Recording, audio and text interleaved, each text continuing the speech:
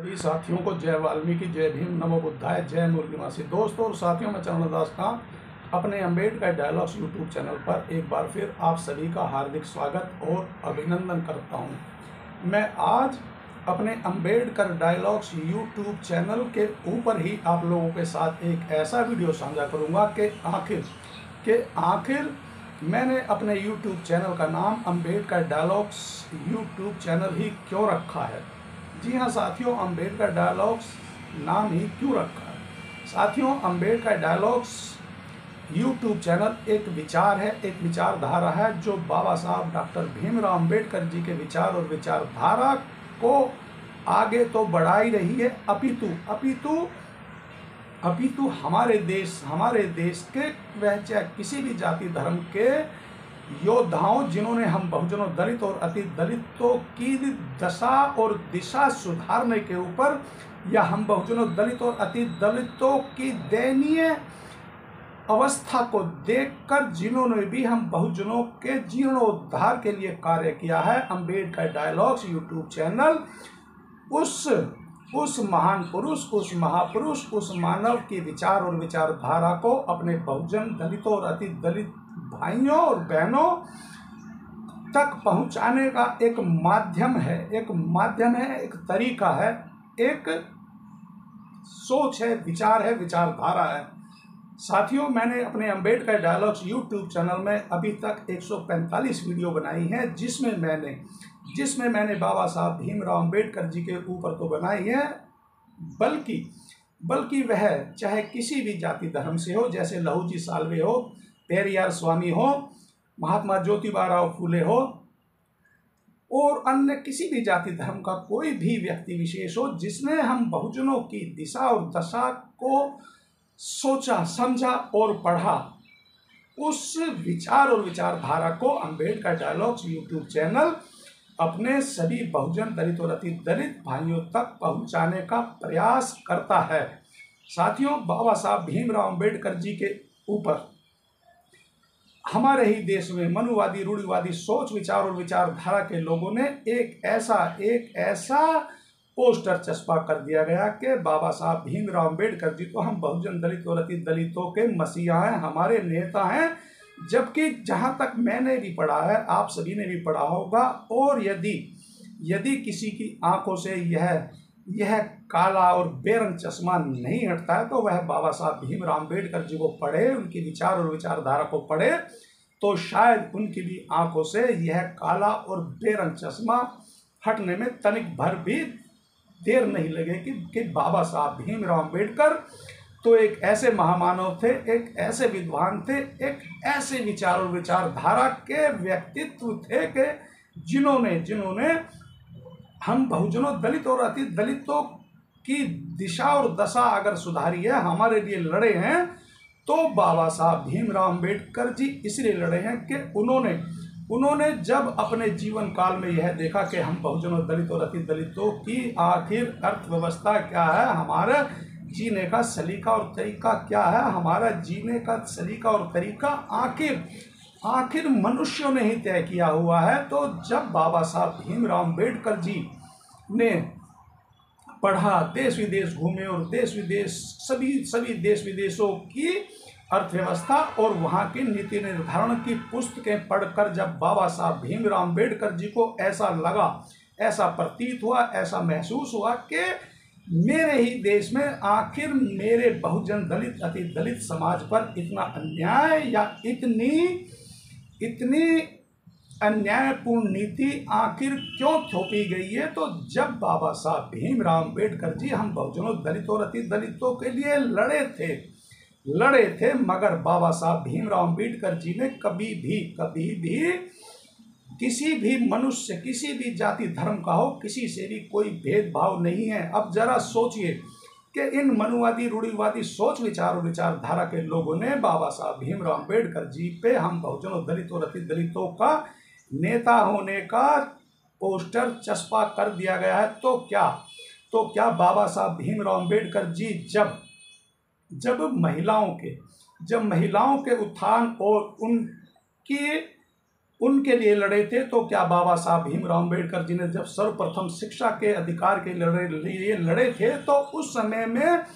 हम बहुजनों, दलित और अति दलितों की महिलाओं या बालिकाओं को लिखने पढ़ने का अधिकार नहीं, अपितु किसी भी जाति धर्म की बालिका महिला को लिखने पढ़ने का अधिकार नहीं था। तो क्या बाबा साहब भीमराव अम्बेडकर जी केवल इसलिए लड़े थे कि केवल और केवल बहुजन और दलित महिलाओं और बालिकाओं को लिखने पढ़ने का अधिकार दिया जाए? नहीं, बाबा साहब भीमराव अम्बेडकर जी ने तो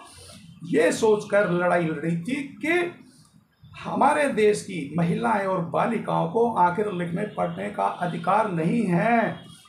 अब मैं बात करूंगा कि महिलाओं और बालिकाओं को पिता या पति की संपत्ति के अधिकार के लिए ही बाबा साहब भीमराव अम्बेडकर क्यों लड़े थे। जब बाबा साहब भीमराव अम्बेडकर जी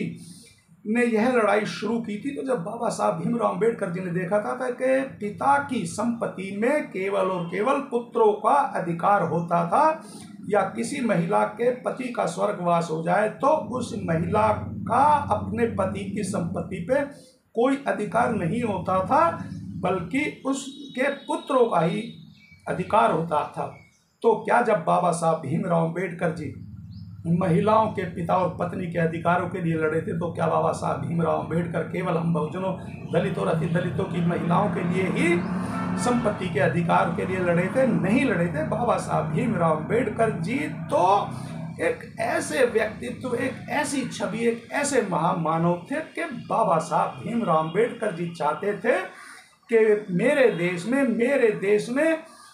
सभी का, सभी जाति धर्म का विकास हो, सभी मनुष्य का विकास हो, सभी महिलाओं और बालिकाओं का विकास हो, सबको समान अधिकार होने चाहिए। बाबा साहब भीमराव अम्बेडकर जी ने एक ऐसी लड़ाई लड़ी थी। मगर बाबा साहब भीमराव अम्बेडकर जी ने एक और लड़ाई लड़ी थी कि उस समय से लेकर आज तक मनुवादी, रूढ़िवादी सोच विचार और विचारधारा के लोग आखिर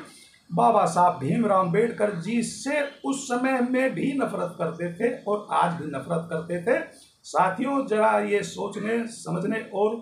ध्यान से सुनने वाली बात है कि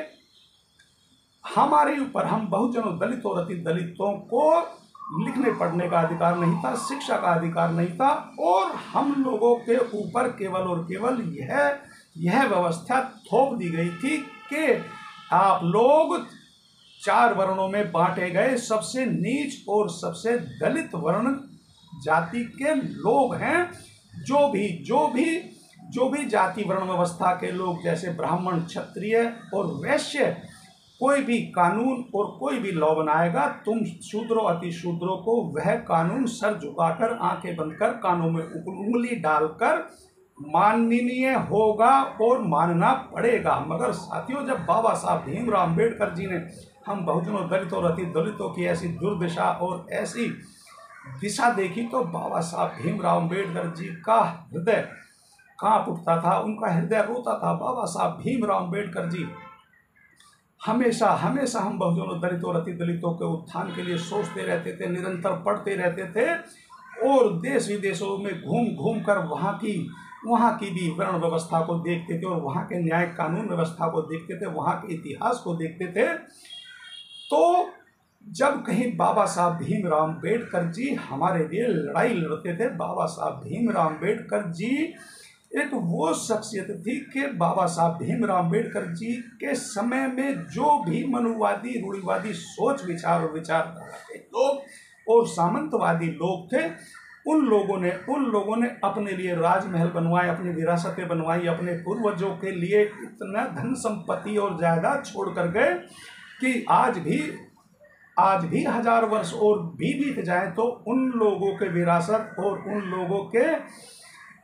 नामो निशान को ना मिटाया जा सकता है, ना मिट सकता है। मगर बाबा साहब भीमराव अम्बेडकर जी की विरासत उस समय से लेकर आज तक भी केवल और केवल पुस्तकें हैं। जब जिस समय में सभी उस समय के बाबा साहब के सहयोगी राजनेता दल वह चाहे किसी भी पार्टी के रहे हों, उन्होंने अपने जायदाद और प्रॉपर्टियों का निर्माण किया, उनको बढ़ाया, तो वहीं बाबा साहब भीमराव अम्बेडकर जी ने अपने विचार और विचारधारा को बढ़ाया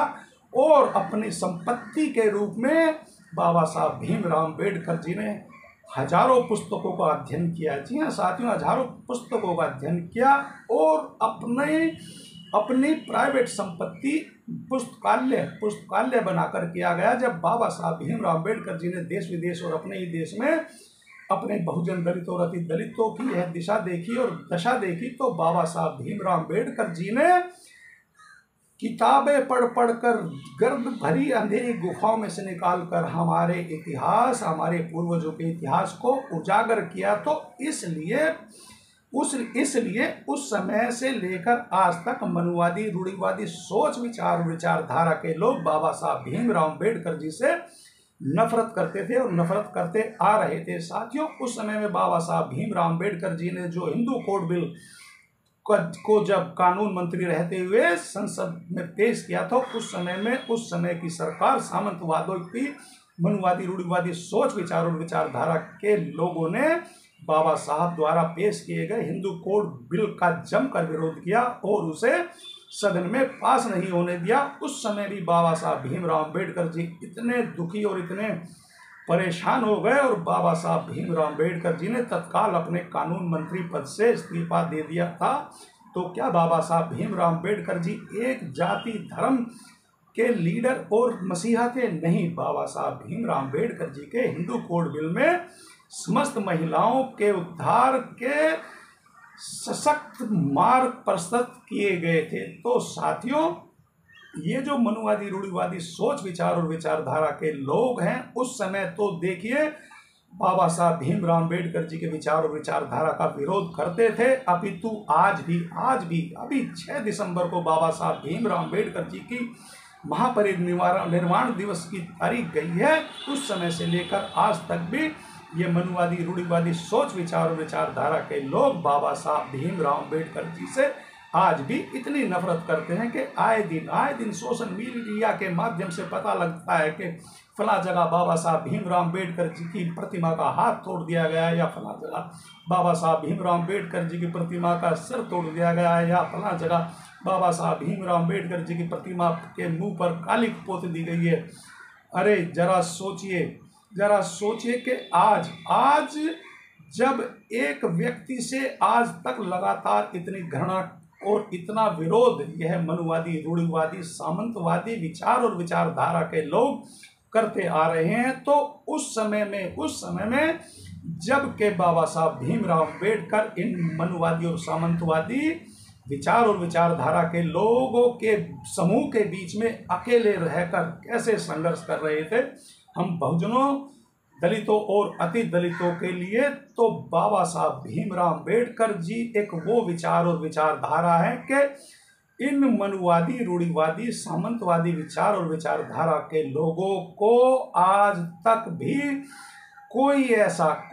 ऐसा एक तोड़ नहीं ढूंढ पाए कि जो बाबा साहब भीमराव अम्बेडकर जी के विचार और विचारधारा को तोड़ सकें। साथियों, इसीलिए अम्बेडकर डायलॉग्स यूट्यूब चैनल केवल और केवल एक माध्यम है, एक आईना है, एक दर्पण है, एक विचार है, एक विचारधारा है, जो बाबा साहब भीमराव अम्बेडकर जी के विचार और विचारधारा को अपने बहुजन, दलित और अति दलित भाइयों के सामने बाबा साहब भीमराव अम्बेडकर जी के विचार और विचारधारा को पेश करने का प्रयास और प्रयत्न करता है, और सभी अपने बहुजन और दलित और अति दलित भाइयों से अनुरोध भी करता है कि आप भी बाबा साहब भीमराव अम्बेडकर जी के विचार और विचारधारा का एक हिस्सा बने और बाबा साहब भीमराव अम्बेडकर जी के विचार और विचारधारा को आगे बढ़ाने का प्रयास करें।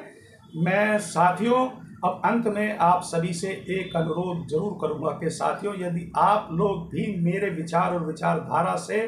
और बाबा साहब भीमराव अम्बेडकर जी के विचार और विचारधारा और उनके संघर्ष से सहमत हैं, तो आप मेरे अम्बेडकर डायलॉग्स यूट्यूब चैनल को सबसे पहले सब्सक्राइब करें, लाइक करें और कमेंट्स अवश्य किया करें। और एक बार फिर